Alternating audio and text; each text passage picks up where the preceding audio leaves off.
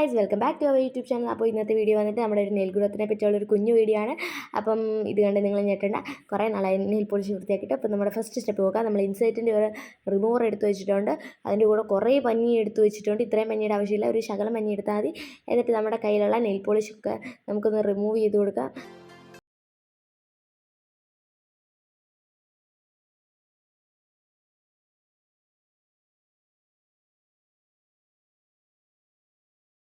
നമ്മുടെ വീട്ടിൽ തന്നെ ഉള്ളതാണെങ്കിൽ ഏറ്റവും നല്ലത് അത് തന്നെയാണ്. ഇപ്പോൾ എൻ്റെ വീട്ടിലുള്ളതുകൊണ്ട് നമുക്ക് ഇതിൽ നിന്നൊരു പീസ് മുറിച്ചെടുക്കാം. അപ്പോൾ ഞാൻ ഒരു സൈഡ് നോക്കി നല്ലതായിട്ട് മുറിച്ചെടുക്കുന്നതുകൊണ്ട് ഇത്രയും വലിയൊരു പീസ് എടുക്കേണ്ട ആവശ്യമില്ലായിരുന്നു. പിന്നെ ഞാൻ എടുത്തപ്പോൾ ഇച്ചിരി കൂടുതൽ എടുത്തിട്ടുണ്ടെന്നേ ഉള്ളൂ. നിങ്ങൾ ഉപയോഗിക്കുമ്പോൾ ഇത്രയും വലിയ പീസൊന്നും വേണമെന്നില്ല, ഒരു ശകലം എടുത്താൽ മതി.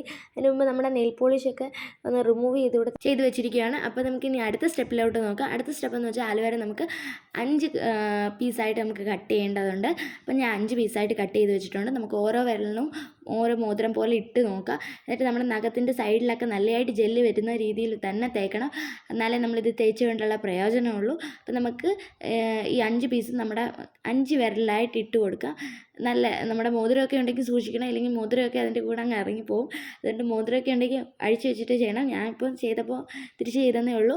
ഓക്കെ, ഇനി നമുക്ക് അടുത്ത സ്റ്റെപ്പ് എന്ന് വിചാരിച്ചാൽ നമുക്ക് കയ്യിൽ നല്ലതായിട്ടൊന്ന് മസാജ് ചെയ്ത് കൊടുക്കണം. നമ്മുടെ കയ്യിൽ തേച്ചിട്ട് നമ്മൾ വിരലുകളുടെ ഇടയിലൊക്കെ ഇനി ഒന്ന് കഴുകാം. അത് കഴിഞ്ഞിട്ട് നമുക്ക് ചിലപ്പം നമ്മൾ നല്ല കഴുകി കഴിഞ്ഞപ്പോഴത്തേനും നമ്മുടെ കയ്യിൽ ചെറുതായിട്ടൊന്ന് ചൊറിച്ചിൽ പോലൊക്കെ വരുന്നവരുണ്ട്. ചിലവർക്ക് സ്കിൻ പിടിക്കത്തില്ല. അതുകൊണ്ട് നമുക്ക് കുറച്ച് ഒരു കോക്കനട്ട് ഓയിലെടുത്ത് തേച്ച് കൊടുത്ത് നല്ലതായിട്ടൊന്ന് മസാജ് ചെയ്യുക. അപ്പം